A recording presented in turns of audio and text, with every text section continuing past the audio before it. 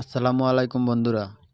আপনাদের ফোনে যদি চার্জ না হয় তাহলে আপনারা ৩টি উপায় ঘরে বসে চেক করে নিতে পারেন আপনাদের ফোনে কী সমস্যা হয়েছে। প্রথমত আপনারা চার্জারটি অন্য ফোনের সাথে কানেক্ট করে দেখতে পারেন ফোনে চার্জ হয় কি না। যদি না হয় তাহলে মনে করবেন যে আপনার চার্জারটি নষ্ট, সে কারণে চার্জ হচ্ছে না।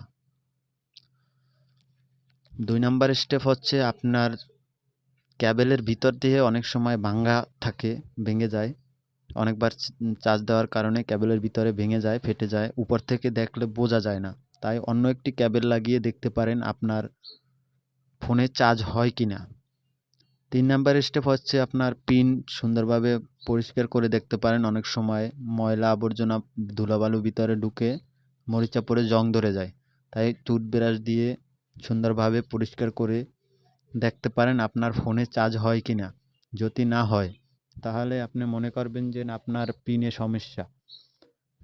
তাই যত দ্রুত পারেন আপনি একটা ভালো টেকনিশিয়ানের কাছে যাইয়া পিনটা চেঞ্জ করে নিতে পারেন। ধন্যবাদ।